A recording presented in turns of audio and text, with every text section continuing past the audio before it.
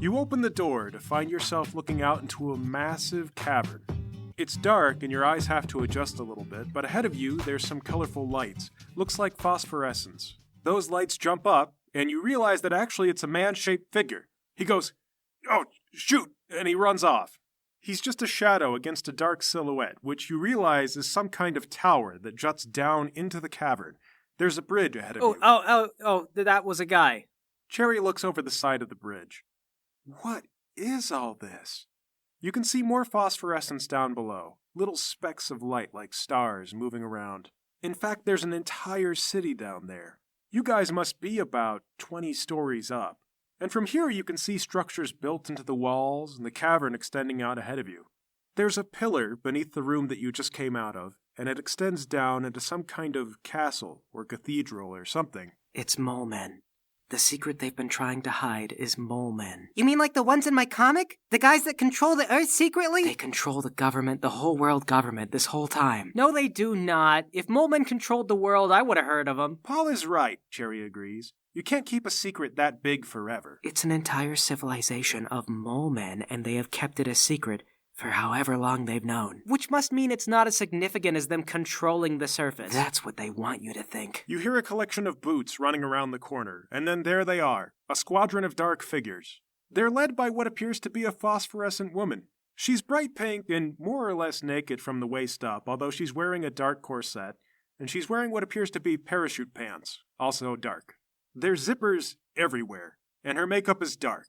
The figures behind her are a little bit broader. They look like men, but they're in dark robes, and the only light that you can see are through the eye holes. Their skin is also phosphorescent, but you can't make anything else out. They wield what looks like a spear, but on the end of it isn't metal, it's a centipede. The bugs are phosphorescent just like they are, and it's writhing around in an ugly fashion. Ugh. The lady yells, "Identify yourselves!" Well, I'm Lawry. This is Paul, Elvis, Cherry. Are you guys gonna eat those centipedes, or...? The pink woman says, "Are you in charge?" No, he's not in charge. The pink woman points to Cherry, and she goes, "She must be in charge." She's not in charge. She's just along for the ride. I've taken over. Lowry's the leader in terms of hostage rules. We have to do what he says. Exactly. I am the boss through iron-fisted obstinance. "Well, then state your business," the woman says. We're here to cause the death of mystery. "What are you, some kind of fortune teller?" She nods to the men, who cautiously start to encircle you. No, I'm a philosopher. It's like a fortune teller, but, like we tell the truth. So everybody hates us. You tell half-truths at best. It's only half-truth to those who are half-enlightened. If you listen to me all the way, you would understand everything I'm telling you. The men form a semicircle around you and begin to slowly close in. Are we fighting? Guys, we might be fighting. "You're trespassing," the woman says. "Throw down your weapons and there won't be a fight." Well, that goes against everything I've ever been taught. Elvis, it does not. I've been telling you to throw down your weapons since day one, and you got more weapons. Yeah, the increased burden will make me stronger when I'm finally ready to throw them down. Okay. The work of a life hard lived will feel all the sweeter when the yoke is removed. I don't have a rebuttal for that, but I will think of one. I'm gonna master this eventually, Lowry. I swear I am trying so hard. "Throw down your weapons or they will be set down for you." Well, I guess it's a fight then. And I pull out my mace. The woman calls up the runes, Sagua Sanfa. She twists them, and out of her hand erupts a horrific tidal wave of centipedes, which forms a fist and grabs around you, Elvis. Ah! Oh my god! I surrender! I surrender! Oh, come on, don't give in that easily. Hey, lady, those centipedes are all just sleight of hand. The runes go flying, and Elvis is no longer clenched in a fist of centipedes. He is now just lying in a pile of angry, biting centipedes, and they are biting you. Oh, it burns! It burns! They're getting under my armor, guys! Lowry, maybe letting them control the centipedes is better for Elvis than whatever they're doing now. She can't control them, Paul. That's what I'm saying. One of the guard reaches forward and jabs out the stick. A centipede bites you in the back, Paul. Oh, hey! You feel numbness spreading up your spine. You also feel cold and a bit like you want to vomit. Okay, don't do that. Don't do that. I put up my fists. You raise them shakily. Your arms feel weak. Another guard steps forward and he lunges with his stick. You deflect it, and then a third guard, and then a fourth guard. And they get you again. Your arms droop. They're starting to feel too heavy for you to hold them up. Lowry, Cherry, do something. Cherry puts her hands up. "I surrender." Okay, great. I put my hands up. Paul passes out. Elvis, you're already passed out. Poison isn't real? As if to prove you wrong, several guards step forward and jab you with their centipedes, which bite you, and soon you are also asleep. When you wake up, you find yourselves in a jail cell. The bars are also made of centipedes. The centipedes are linked together, biting each other's tails. The room is virtually pitch black, aside from the glowing bugs, though over in the corner you can see the eyes of a guard, who's cloaked similarly to the guys that you saw before. "Bravo," says Cherry when she realizes that you're awake. Everyone's in the same cell, and she says, "We could have turned around and run back at any time, but you had to argue." It's what we do best, Cherry. Get over it. "Oh, just get over it. We've been arrested underground by a bunch of brightly colored neon people, and you want me to just get over it?" Yeah. Start thinking in the present. Come up with a slur for your captors. They're like, they're pastel, so we gotta do something with that. I'm not going to start calling the guards slurs. You think that's going to make this better? We don't have to do it to their faces. We can do it privately. Where are we, anyway? Is Paul or Elvis awake? Paul's out, but he kind of responds a bit if you shove him, mostly with involuntary groans. Elvis has been stripped out of his armor, and he's covered in welts. You're not sure when he's going to wake up.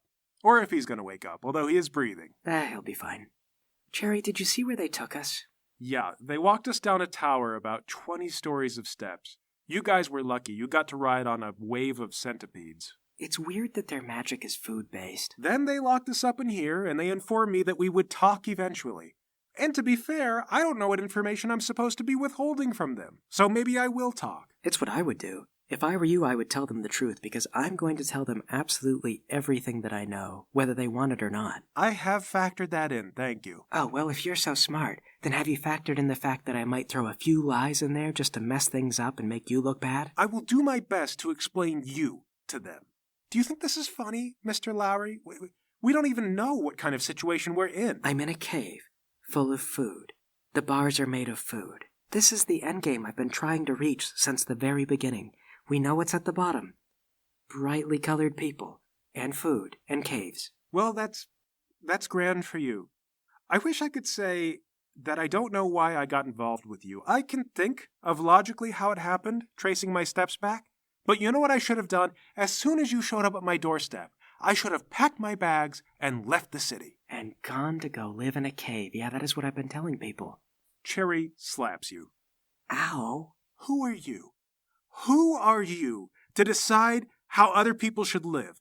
To get up and tell people how they need to live? I am a philosopher. No, just because you've given some thought to an ideal doesn't mean that you know how each and every individual person should live. I had something, okay? And you don't value that, but I did. The guard is watching you guys, but when nothing more is said, he goes back to his book. Okay, fine. I get this is important to you. Did they know that you can do magic? It hasn't come up yet, but I haven't been stupid enough to try anything. Well, what's the worst that could happen? They could cut out my tongue or crush my hands. It would keep me from speaking the magic words or arranging the runes, Mr. Lawry. Oh, okay. Yeah, I guess that would do it. It's the normal way of dealing with unruly spellcasters. I consider myself wise not to provoke it. Well, if nobody can nullify magic, what's the humane way that they deal with it? If they were trying to be humane, they might just cut off my index finger, or two of my fingers. I couldn't twist the runes as well that way. Magic is so unreliable. So are some people, Mr. Lawry. Okay, you know what? If you want out that bad, let's make a plan to go out. I'll eat the bars, and then you kill the guard. Ah, well, the design of the cage is actually rather ingenious. You see, you grab the bars, and the centipedes let go, and they bite you. I got a bite on my hand right away, in fact. The centipedes have some kind of numbing venom. It wears off, but I find that when the feeling comes back, it's pins and needles. Very uncomfortable. They're just bugs. I could eat them. I'm not sure that you can. But even if you could, where would we go? All the guards are wearing face-concealing masks. Duh. We steal their clothes. Yes, but they have glowing skin, which I think will make us stand out. Okay, I know how to solve that. Just double down and make yourself everybody's problem. Stand out more. You may be onto something there. Of course I do. I know what I'm doing. Now, that I'm not so sure about. I do know what I'm doing. Okay, watch this. Hey, you centipedes. This is not natural centipede behavior. Cut it out. Well, you command the centipedes, and it is, in fact, a magical force holding them in place. They get flustered, and then they all drop to the floor. The guard gets up and he goes, "Hey!" But then Cherry freezes the guy on the spot and then surrounds him with water. He begins to suffocate. Well, I guess we're doing this now. Do I let him drown or what? You're asking me? Aren't you the amoral, torturous psychopath? Shouldn't you know? I'm also a lawyer on the surface, but I have no idea what kind of laws we're dealing with now. So if I let the guy live, might be just as bad as killing him. Well, I'm pretty sure that someone once said that if the law for killing someone and taking bread is the same, then you should always kill someone. I know what you're quoting. It's that if the punishment for stealing bread is death and the punishment for rebellion is death, then rebellion is inevitable. That doesn't apply here, but I suppose we have to wait for Paul and Elvis to wake up, so death it is. And it is terrible to watch, but Cherry does hold the guy underwater until he drowns. Cherry, there are more merciful ways to kill a guy at our mercy. Yes, but this way is rather silent. You see him trying to scream? It's not getting out of the water bubble. Maybe I could just, hit him with a chair? How many times do you suppose you have to hit a man before he dies from chair bludgeoning, Lawry? It depends on how hard you hit him. There are not very many clean ways to kill someone on short notice. You lowered the bars, and that means that they'll know that there's magic involved. And if they're going to cut off my fingers and my tongue anyway, I might as well get some mileage out of that. I don't know. Okay, well, after the guy dies, I'm going to strip him down. Yeah, you peel off his clothes. Turns out he was wearing armor under the robes. Oh, that's fine. I just need the robes. Hey, Cherry, can you fit in these? I don't know. Let me try them on. She throws them on, and they're a little too big for her, but they're robes. They'll work. Great. So that's disguise 1, secured. Mr. Lawry, you are 8 feet tall. You are not going to be able to disguise yourself as one of these fluorescent people. No, it's fine. We'll just draw more attention to ourselves. I'll stumble around and go, "Urgh," and they'll think I'm some kind of deformed monster. I suppose that'll be accurate seeing as how you are a deformed monster in more ways than one. Your brain, for example. Oh, you can nitpick all day, but I'd like to see you come up with a better idea. Well, for your information, of course I haven't one. Aside from going back in time and leaving before it got this bad, but of course the ship has sailed on that one. Oh, come on. As soon as Paul and Elvis are awake, we are actually a pretty dangerous team. Okay? Those people just got the jump on us. If I knew that lady could do magic, I would have told her she couldn't. Yes, well, how long do you suppose that's going to be? Because at some point they must change the guard shift. I don't know. I'm gonna walk over to Paul and shake him, slap him around. Hey, Paul, wake up! Huh? What? Where are we? In a prison cell cave full of centipedes. But why? Paul, you have to understand that as a philosopher, that is a very big question to ask me. I mean, the last thing I remember, we were coming out of the dungeon. Well, I think we're still in it. Shake Paul some more. Come on, get it together. Okay, God, I'm up. Stop shaking me. Ugh, feels like my whole body fell asleep. Okay, go over to Elvis. Elvis, shake him. Wake up. Okay, Elvis was stung a lot. He is out. That's fine. I'll just throw him over my shoulder. What are you going to do, carry him up 20 flights of steps? Yeah, he's only 150 or something? That's nothing. You know, I don't know why, but in my mind's eye, I keep forgetting that you're 8 feet tall and can easily carry 150 pounds. It's because I normally strive to carry so little. You know, Elvis is the biggest material burden I've ever shouldered since... ever. I've never shouldered something more burdensome than Elvis. And yet, you carry your own ego on those 2 shoulders of yours. That is not a material burden. That is an emotional burden. But it is a burden, though. I'm glad that we agree. Yeah, for real, that's what I've been saying. Oh, yeah, for sure. Shut up, Paul. You've never been that clever. Well, I've thought it, I just didn't say it. You've never had a thought that eloquent in your life. I mean, not in those words, but I've had those feelings. All right, look. We all agree that Lawry is the worst thing to ever happen to us. But what now? Well, we just go through the door. That's not really a plan. That's more of a next step, I think. Yeah, and then we take another step, and then another step, and another step, and we keep going until eventually we're out of steps to take. Fine. I guess that's better than standing around here and waiting for the inevitable to find us. So you guys push through the main door and find yourselves in a little office space. There's one other guard sitting there behind a desk, and he looks up and immediately starts fumbling for his weapon. I run up and I punch him. Okay, well, he's sitting down, so Paul just runs up and, knees the guy in the head, and he's out. He drops what turned out to be a ceramic dagger hilt with a centipede attached to it. Ugh, these people give me the heebie-jeebies. What is with all the centipedes? Well, it must be a fairly abundant resource if they're using it for everything. I hate the idea of that. I do not like that. Well, it's not as bad as... Actually, I suppose that they could sentence us to death by centipede, so it might be pretty bad. Yeah, I barely noticed. I fell right to sleep. The guard starts to get up from his unconsciousness. Hit him again. He goes down again. His eyes are still open, but they're rolled to the back of his head. I think I killed him. Well, that's okay. Take his robes. Why? We're disguising ourselves as guards. Take his robes.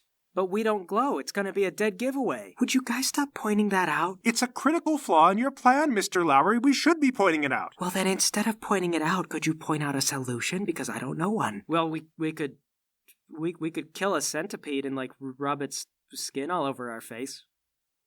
That's disgusting. But it might work. Okay, Paul, it was your idea. You first. Oh, no, I was just spitballing ideas. Well, you want this to work, right? The only way we're gonna get out of here is if you smear centipede all over your face. No, what if we just... Okay, how about this? What if we just highlight how weird and different we are, and it'll make us blend in? No, that's stupid. You want them to call more guards on us? Cherry gives you a look. I ignore it. Okay, fine. I go to find a centipede from the jail cell, I smash it, and then I rub it all over my face. Well, it's not totally elegant, but it works. For now, your face is glowing. There we go. See? Necessity is the mother of invention. All right, I throw on the robes.